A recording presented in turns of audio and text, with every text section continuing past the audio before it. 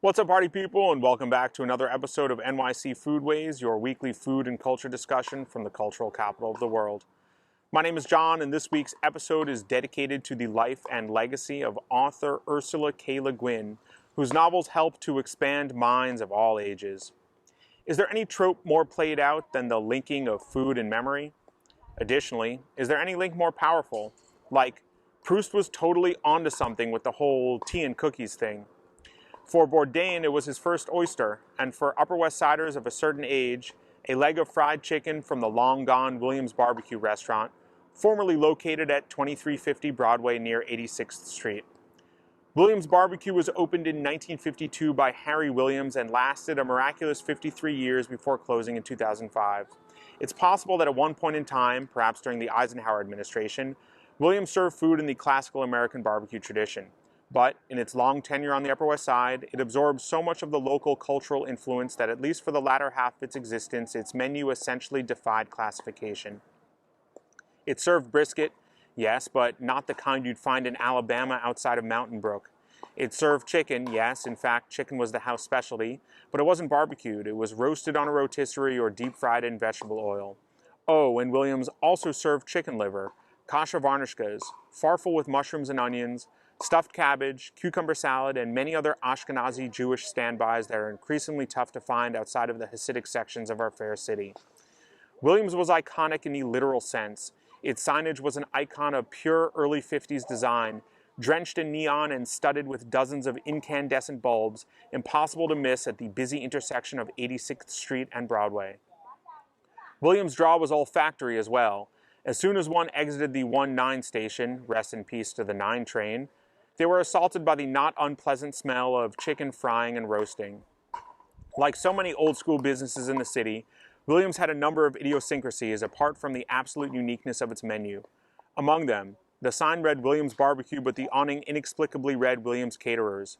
The ordering process was convoluted, the payment process was convoluted, and there were 3 tables set up inside, though I cannot recall ever sitting down to eat there nor ever observing anyone doing so. Even the ramp used to enter and exit Williams always struck me as inefficient, but the food was delicious and affordable, and get this, kids got free drumsticks. I loved it and have indelible childhood memories of walking out of Williams. For some reason, I always recall it being dark and cold outside, munching on a chicken leg, hand held by a parent, en route home for a big family dinner, just about as happy as a kid could be.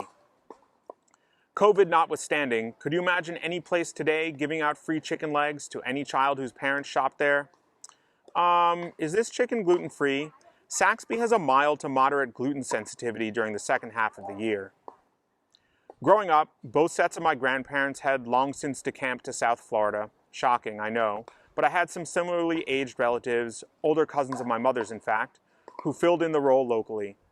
They were native New Yorkers, referred to themselves as my surrogate grandparents, and played the part to a T.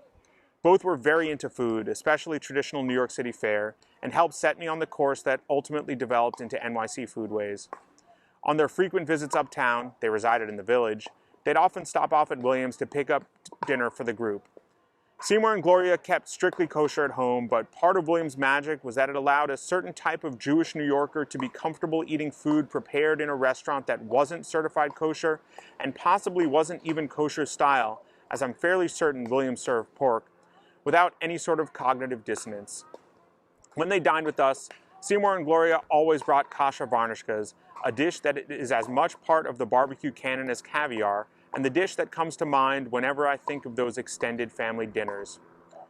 It was a relatively simple presentation of bow tie pasta, buckwheat groats, and onions, but they loved it, we liked it, and if you have any recommendations of where I should buy it these days, please get in touch.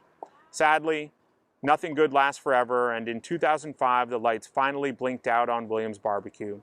The neighborhood mourned, and even your favorite YouTuber's favorite punching bag chimed in on the subject of Williams' demise. In a column subheaded Coping, which I actually find kind of amusing, the Times gives a bit of lip service to the historical background of the joint and a few regular neighborhood Joes before focusing on the meat of the situation, as the New York Times generally sees it, all of the famous celebrities that enjoyed patronizing Williams Barbecue. Williams Barbecue fermented for 5 decades in the rich cultural stew of the Upper West Side, becoming a restaurant that simply could not exist anywhere else. Quirky, inefficient, loved by all, popular amongst locals, iconic without being precious, and undeniably tasty, Williams was both an inimitable Ashkenazified takeout emporia and the consummate neighborhood joint. If you put enough neighborhood joints together in close proximity, you get a lovely neighborhood. And a neighborhood without neighborhood joints? Now that's just tasteless. Thanks for watching, and we'll see you next week for another episode of NYC Foodways. Peace.